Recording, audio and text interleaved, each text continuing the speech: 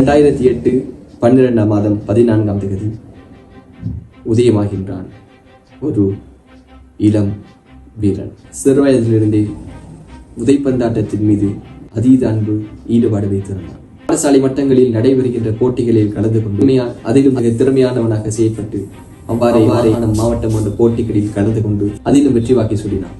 அவ்வாறே சென்று கொண்டிருந்த பொழுது அந்த மாணவனுக்கு இந்த உதைப்பந்தாட்டம் ஒரு கனவாக மாறியது. அவன் முடிவு செய்தான், என்னால் முடியும், நான் சாதித்து காட்டுவேன் என்ற ஒரு இலக்கு அவனை எங்கோ கொண்டு சேர்க்கப் போகின்றது என்று அன்று தெரியவில்லை என்று தெரிய வருகிறது.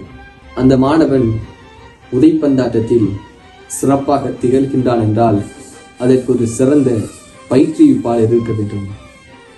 அந்த பயிற்றுவிப்பாளர் யார் தெரியுமா? சுவிட்சர்லாந்து நாட்டைச் சேர்ந்த பில் எனும் பயிற்றுவிப்பாளர். அந்த பயிற்றுவிப்பாளர் முடியுமான வரையில் அந்த மாணவனை தயார்படுத்தினார். அந்த மாணவன் ஒரு தலை சிறந்த போட்டியாளனாக மாறுவதற்கு அந்த பயிற்றுவிப்பாளர் தான் காரணம்.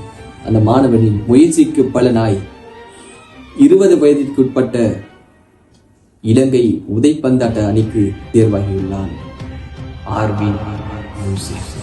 ஒவ்வொரு மாணவர்களுக்குள்ளும் இவ்வாறான திறமைக்குள் ஒளிந்து கொண்டிருக்கின்றது. அதனை கண்டறிவது நமது தலையாய பொறுப்பாகும். அது மட்டுமல்லாது, இவ்வாறான மாணவர்களை உருவாக்க வேண்டும் என்றால் அந்த மாணவர்கள் விளையாடுவதற்கான ஒரு தனிப்பட்ட மைதானம் தேவைப்படுகின்றது. அதனையும் ஆர்வம் காட்டி பொத்துவில் மண்ணில் இன்னும் பல சாதனையாளர்களை உருவாக்க வேண்டும்.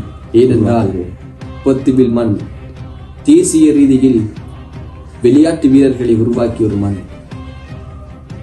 தேசிய ரக்பி அணியின் தலைவராக ஓய்வு பெற்ற முன்னாள் போலீஸ் மஜித் அவர்களும், தேசிய மெய்வல்லுநர் ஓட்ட வீரனாக அஷ்ரப் அவர்களும் காணப்பட்டார்கள். அந்த வரிசையில் இன்று ஆர்வின் யூசுப் அவர்கள் தேசிய உதைப்பந்தாட்ட வீரனாக காணப்படுகிறார். இவர்களை போன்று இன்னும் பல திறமையாளர்களை ஒளித்து வைத்திருக்கும் இந்த பொத்துவில் மண்ணில் பல திறமையாளர்களை கொண்டு வர முயற்சி